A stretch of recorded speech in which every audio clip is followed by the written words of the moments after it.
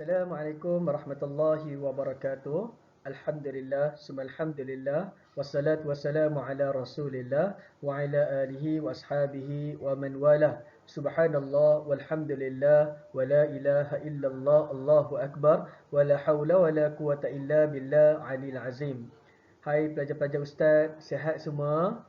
Ustaz doakan pelajar-pelajar Ustaz pada hari ini diberikan kesihatan yang baik, diberikan kekuatan yang sempurna untuk istiqamah mempelajari topik kita pada minggu yang baru iaitu minggu yang ke-9 pada hari ini. Mudah-mudahan pelajar-pelajar dapat memberikan komitmen yang sepenuhnya dalam kelas kita pada pagi ini. InsyaAllah pada hari ini kita akan belajar tajuk yang baru iaitu dakwah pemaju kemajuan. Dan Ustaz nakkan semua pelajar-pelajar Ustaz buka buku teks muka surat 43 dan kita sama-sama ready pada minggu ini untuk kita sama-sama mempelajari topik yang baru insya-Allah.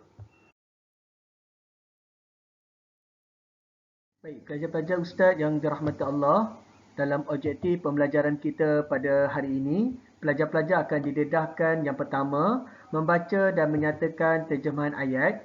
Yang kedua, menyenaraikan tuntutan ayat surah Al-Fussilat, ayat yang ke-33. Yang ketiga, pelajar-pelajar akan didedahkan dengan menyatakan cara dakwah Rasulullah sallallahu alaihi wasallam. Yang keempat, dapat menyatakan cara beramal soleh. Dan yang terakhir, pelajar-pelajar akan dapat menyenaraikan 3 pengajaran ayat, insya-Allah.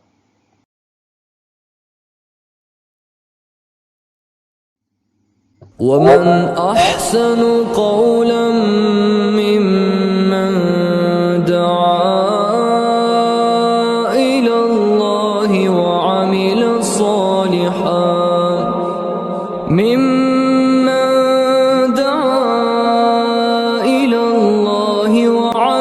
صالحا وقال إنني من المسلمين.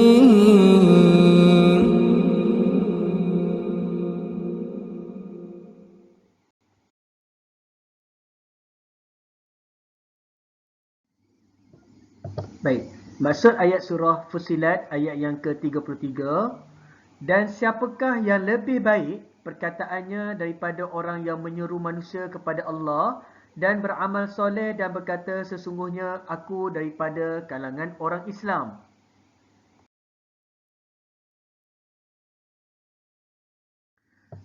Dalam konteks maksud dakwah ni pelajar-pelajar yang bermaksud menyeru supaya melakukan perbuatan yang diperintahkan oleh Allah Subhanahu Wa Taala dan meninggalkan larangan Allah Subhanahu Wa Taala. Contohnya, kita kena menyeru dan juga kita kena berdakwah kepada sahabat-sahabat kita yang tak tutup aurat, kita minta diorang tutup aurat. Kalau sahabat kita tak solat, kita ajak sahabat-sahabat kita solat. Maksudnya pelajar-pelajar, setiap manusia ni ataupun orang yang beragama Islam ini wajib untuk menyeru perbuatan-perbuatan yang baik kepada kita, especially kita lah, individu diri sendiri dahulu, ahli keluarga kita dan masyarakat serta sekeliling kita. Kalau kita nampak sahabat-sahabat ni buat mungkar ataupun buat maksiat, kita kena apa? Kita kena tegur. Dan kita ni sekiranya dipenuhi dengan perkara-perkara yang negatif ataupun maksiat, kita kena cepat-cepat tinggalkan maksiat itu. Supaya apa? Supaya kita tidak diberikan ganjaran dosa itu sendiri kepada setiap yang dilakukan atas kesalahan kita. Baik, dalam tuntutan ayat yang telah dijelaskan, yang telah kita baca sebentar tadi, yang pertama dalam tuntutan ini, kita sebagai umat Islam kena berdakwah. Jangan cakap ustaz, jangan kata ustazah yang kena berdakwah. Tak, setiap manusia yang beragama Islam wajib berdakwah. Sebab apa? Berdakwah ini untuk membantu diri kita dan sekeliling kita dapat melakukan perkara-perkara kebaikan, dan yang kedua dapat beramal soleh ke atas tuntutan yang telah disuruh oleh Allah Subhanahu Wa Taala melalui Nabi Muhammad sallallahu alaihi wasallam. Dengan cara ini pelajar-pelajar, apabila kita berdakwah untuk diri kita, apabila kita dapat berdakwah untuk ahli keluarga kita, bila kita dapat berdakwah sekeliling kita, masyarakat dan sebagainya, kita akan menjadikan kehidupan kita ini menjadi kehidupan cara hidup Islam yang syumul melalui Al-Quran dan juga As-Sunnah. Dan seterusnya, tidak akan berlakunya maksiat, tidak ada berlakunya jenayah, tidak ada berlakunya kemungkaran dalam kehidupan kita. Bahkan di dalam negeri Johor sekalipun kan, kalau semua ikut cara Islam, makan cara Islam, kehidupan cara Islam, potong rambut pun cara Islam, pakai pakaian pun cara Islam yang sebenar, menutupi aurat dan sebagainya, insya-Allah bila kita ikut cara Islam, kita akan selamat fid dunya wal akhirah, insya-Allah. Kita lihat pada tuntutan ayat yang pertama mengenai dakwah. Dakwah ialah mengajak dan menyuruh manusia supaya takut kepada Allah Subhanahu Wa Taala dengan pendekatan yang terbaik. Dengan dakwah inilah kita dapat menjauhkan daripada perkara-perkara mungkar, perkara-perkara maksiat. Dengan pendekatan inilah kita dapat hidup dalam keadaan yang berlandaskan Al-Quran dan juga As-Sunnah. Baik, pelajar-pelajar buka buku surat 45, surah An-Nahl ayat yang ke-125. Kita baca sama-sama boleh? Alright, cun, terbaik. Okey. Allah Subhanahu Wa Taala berfirman, A'udzu billahi minasyaitonir rajim. Ud'u ila sabili rabbika bil hikmati wal mau'izatil hasanah wajadilhum billati hiya ahsan. Inna rabbaka huwa a'lamu biman dhalla 'an sabilihi wa huwa a'lamu bil muhtadin. Shadaqallahul azim.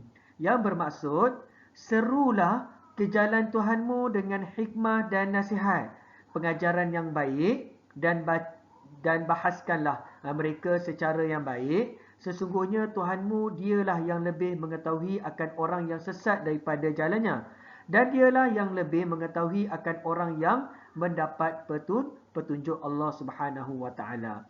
Sebab itulah sesuai dalam satu hadis yang disebutkan oleh Al-Imam Ibn Katsir menjelaskan bahawa waqala innani minal muslimin, dengan yang bermaksud seorang pendakwah itu terlebih dahulu mendapat petunjuk daripada seruan dakwahnya, maka dakwah itu bermanfaat untuk dirinya dan untuk orang lain. Maksudnya kat sini pelajar, sebelum kita nak menegur, sebelum kita nak nasihat pada orang lain, kita ni kena ubah. Kita ni kena create menjadi manusia yang lebih baik. Contoh yang pertama, kalau kita nak makan nasi dengan tangan kanan, sebelum kita nak tegur orang lain tu, kita makan tangan kanan dahulu. Kita makan, contohnya kita makan ayam drumstick lah, contoh drumstick kaki, tangan kaki pula, tangan kiri kan. Kalau kita makan tangan kiri, kita nak tegur sahabat kita yang makan tangan kiri, tapi kita makan tangan kiri. Sebenarnya terlebih dahulu kita yang kena makan dengan tangan kiri, tangan kanan dahulu. Contoh tu yang pertama. Contoh yang kedua yang paling simple yang Ustaz nak share, iaitu tentang solat. Kita duk pompang solat dan sebagainya, tapi kita tak pernah solat berjemaah kat masjid. Itu pun tak kena. Yang paling orang kata deep lah orang kata kan, isap rokok. Kalau kita diisap rokok, ceritalah pompang haram lah, halal lah sebagainya, tapi kalau kita isap rokok, hukum dia apa dia? So pelajar-pelajar boleh tafsirkanlah tentang keburukan rokok. Salah satunya Ustaz nak share, selain daripada membazir duit, duit tu kita boleh gunakan banyak manfaat. Kalau yang dah kahwin boleh beli pampers anak, yang dah kahwin boleh beli susu anak. Kalau tak kahwin, kita boleh kumpul duit tu untuk majlis perkahwinan, ataupun boleh bahagikan ibu bapa kita dengan belanja, belanja kereta, belanja motor. Wah, hebat kan? Okey, baik pelajar. Kenalkan Islam yang indah dengan cara yang indah. Dakwah itu membantu orang memahami ajaran Islam yang indah dengan berbahasa dan cara yang indah.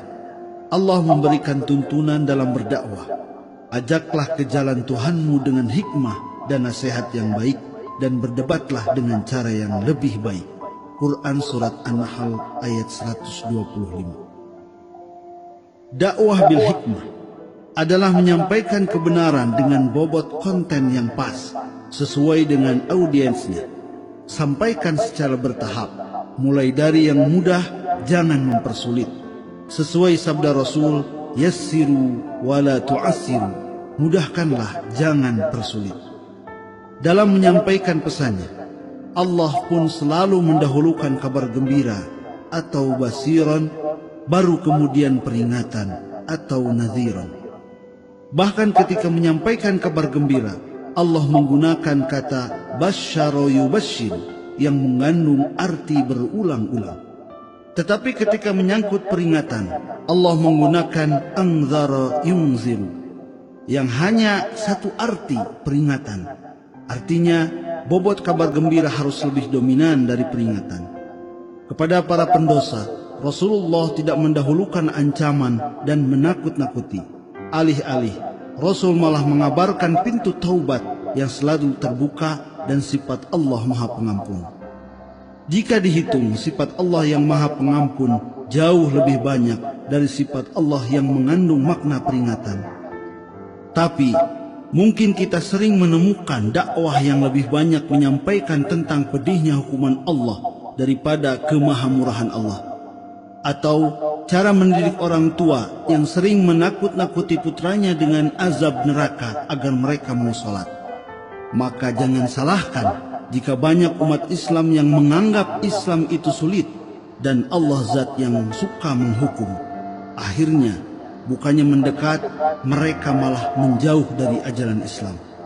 Karena itu Rasul berpesan, basyiru wala tunaffiru, berikan kabar gembira, jangan membuat mereka lari.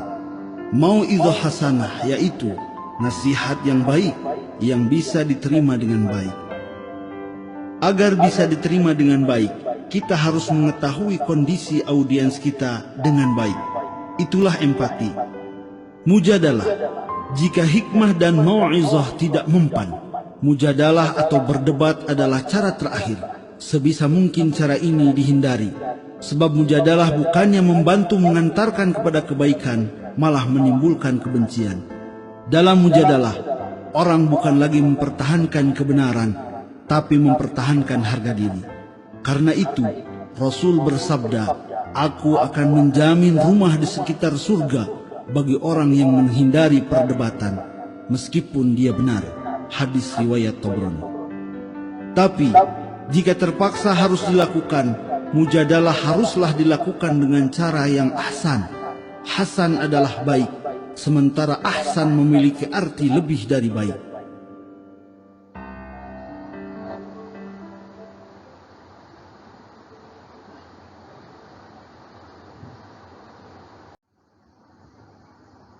Okey, pelajar-pelajar, seperti biasa, Ustaz nak pelajar-pelajar buka buku tulis latihan dan siapkan latihan kebat yang Ustaz paparkan di paparan ini.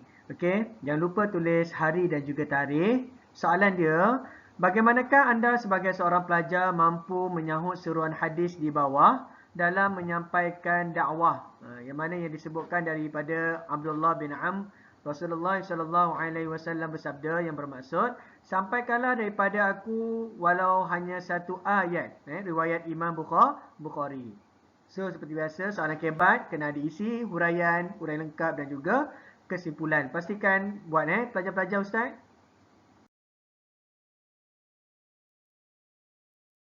Dan ayat yang kedua berkaitan dengan beramal soleh. Amalan soleh ialah perbuatan baik yang dilakukan mengikut panduan Al-Quran dan As-Sunnah dengan niat untuk mendekatkan diri kepada Allah Subhanahu Wa Taala. Contoh amalan soleh ialah ibadah khusus seperti solat dan ibadah umum seperti berakhlak mulia, sesuai yang telah disebutkan di dalam Al-Quran. Pelajar-pelajar buka buku teks muka surah 46, surah Al-Baqarah ayat yang ke-44. A'udzubillahi minasyaitonirrajim. Atamuruna an-nasa bil birri wa tansawna anfusakum wa antum tatluna al-kitab afala ta'qilun. Yang bermaksud, patutkah kamu menyuruh manusia supaya melakukan kebaikan sedangkan kamu lupa akan diri kamu sendiri. Padahal kamu semua membaca kitab Allah. Tidakkah kamu berfikir? Itulah yang telah disebutkan oleh Allah Subhanahu wa Ta'ala. Allah SWT menyuruh kita melakukan amal-amalan soleh mengikut panduan dalam Al-Quran dan juga As-Sunnah. Innal halal bayyin, innal haram bayyin. Kata Allah, yang telah disebutkan dalam satu kisah dalam satu kitab yang berkaitan dengan bab fiqh, iaitu perkara-perkara yang halal tetap halal. Yang haram tetap haram. Itu tak boleh ubah. Benda haram tak boleh ubah kepada halal. Yang halal tak boleh ubah kepada haram. Contohnya, bab-bab sedekah. Orang kata haram ke? Tak boleh nak ubah kepada haram. Benda yang dituntut dalam Islam. Bahkan kalau orang kata arak, boleh ke jadi halal? Tak boleh. Walaupun setitis arak pun, yang haram tetap haram. Tuntutan ayat yang terakhir pelajar-pelajar, iaitu menjadikan Islam sebagai cara hidup yang terbaik. Setiap Muslim dituntut supaya menjadikan Islam sebagai cara hidup, iaitu melaksanakan ajaran Islam dalam semua bidang kehidupan.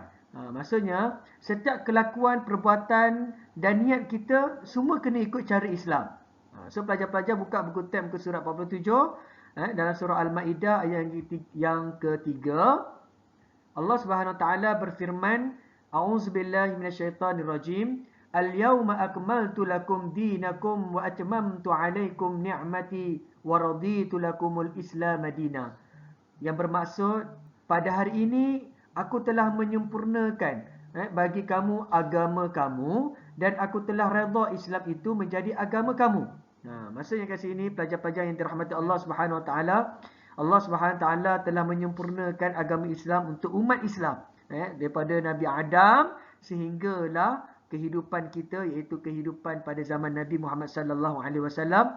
Cara kita, kehidupan kita semuanya adalah ikut cara Islam. Kalau kita tak ikut cara Islam, apa yang berlaku? Kita akan diberikan balasan oleh Allah Subhanahu Wa Taala. Sebab itulah dalam satu hadis yang disebutkan oleh Sayyidina Umar bin Al-Khattab radhiyallahu anhu berkata, Nahnu qaumun a'azzana Allah bil Islam, fahamna nabtaghil izzata bighairi ma a'azzana Allah azallana Allah. Apa dia yang bermaksud? Kita ialah golongan yang dimuliakan Allah Subhanahu Wa Taala dengan Islam.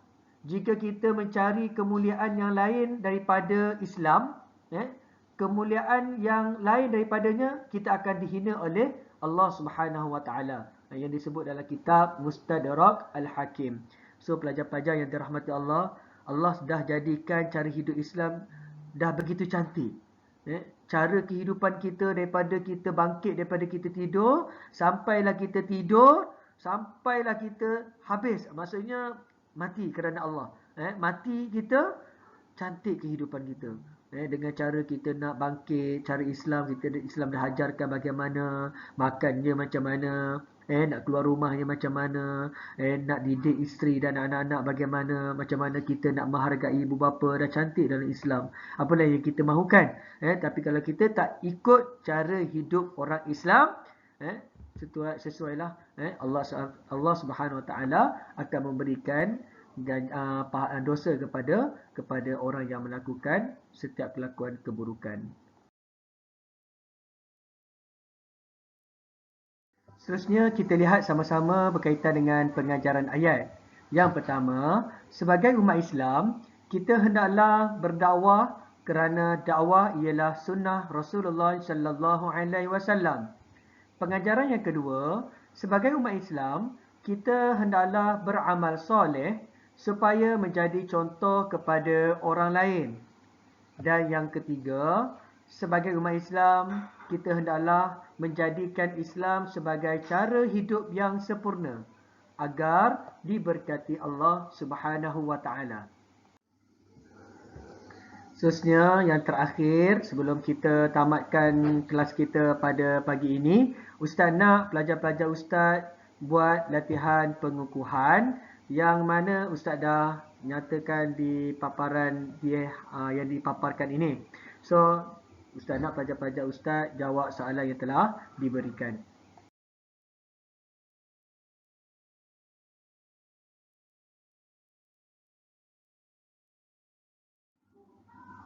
Alhamdulillah, selesai kelas kita pada hari ini. Moga-moga ilmu yang Ustaz sampaikan ini dapat manfaatkan kepada semua pelajar-pelajar Ustaz. Dan jangan lupa siapkan latihan yang Ustaz beri. Dan jangan lupa yang terakhir, kita, jaga kesihatan. InsyaAllah tak lama dah kita nak bersekolah bersemuka. Dan Ustaz doakan kita sama-sama diberikan kesihatan yang baik, diberikan kehidupan yang baik sepanjang pandemik COVID-19 ini berlaku di negara kita. InsyaAllah. Amin ya rabbal alamin. Itu saja daripada Ustaz. Ustaz sudahi dengan aku liqauli hadza wa astaghfirullahal azim li wa lakum. Wassalamualaikum warahmatullahi wabarakatuh. Bye bye semua. Assalamualaikum.